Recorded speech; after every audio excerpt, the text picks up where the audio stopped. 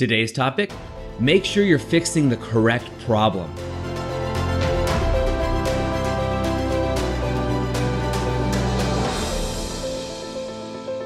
Hi, I'm Doug Holt, author of Your Own Story, and this is your Daily Growth Hack, where each day we give you a tip, trick, or insight to help you up-level what we call the 5 to Thrive.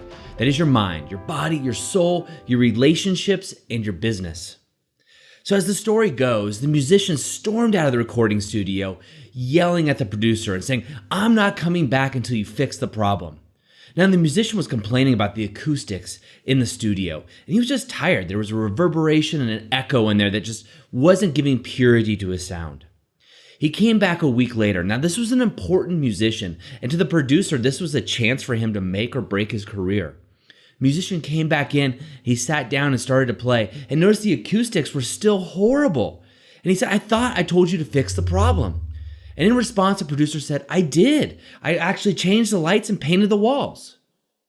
Now you see, how often in times are we the producer really trying to fix the wrong problem? And as high achievers, how often are we actually fixing the wrong problem strictly to avoid doing something we feel uncomfortable about? Now, this could be having an uncomfortable conversation with a client in your business, or maybe it's a relationship, or just simply not getting clarity, not asking the right questions. Or maybe this is the area of your body. Maybe you're really focused on losing weight, but you're focused on the micronutrients, the vitamins and minerals that you're putting in, the supplementation, forgetting that supplements are a supplement to a solid diet and exercise routine, not the other way around. Again, or maybe it's in your marriage. Maybe you and your husband or your wife are constantly battling, but you're battling about the separate issues, right? Maybe your wife's complaining that you're working too much, and what you see that as a complaint that you're actually not taking out the trash, or vice versa. Whatever it is, how often are we actually fixing the wrong problem and not getting actual clarity? So one thing you can do right now is grab your journal. Write out your 5 to Thrive, right there, your mind, body, soul, relationships, and business, and focus and write down a problem that you're actually working on right now, something you're trying to solve. If you're like me and like most of the people I work with, you're constantly solving problems and looking at up-leveling your life and coming up with better solutions. Now, if you're working on that, make sure, are you actually solving the right problem, the right equation? Now, I see this happen the most in the area of relationships when I'm working with clients. Oftentimes, I only work with men right now, not because any particular reason, but it just seems that men contact me and are looking for coaching. And so when I'm working with a man, oftentimes he's having problems in one of two areas. One, it's in his marriage, or two, it's actually in finding the right woman. Now, you could flip this script and go any other relationship style that you're into, but in this particular case, oftentimes what I'm seeing is a misconnection in that communication. So for example, with one of my clients, he and his wife were having major issues. And the problem is he was trying to solve a problem at one level while she was complaining about something at a totally different level. And they were completely missing each other. And so what I had him do was simply sit down, ask questions, and listen. I said, "Look, this is not a time for you to talk. Only thing you can do is get more and more clarity. Ask what else? What else? Make me understand a little bit more."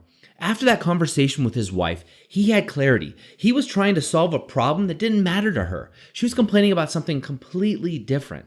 Now, once they were able to get on the same page, he said, "Geez, I'm happy to do that for you, babe. I love you. I would love to spend more quality time with you." And what he was doing is spending quantity time, not quality time. And to him, he didn't see the difference in that. But to his wife, it was huge. And it's changed their marriage. They've done a complete 180 and are so close together. Simply because he now had clarity, he could solve the correct problem. Now, I see this with business owners all the time. In the area of their marketing, I own 2 marketing agencies. So I'm often in other business owners' sandboxes playing and looking behind the curtain to see how their marketing is doing.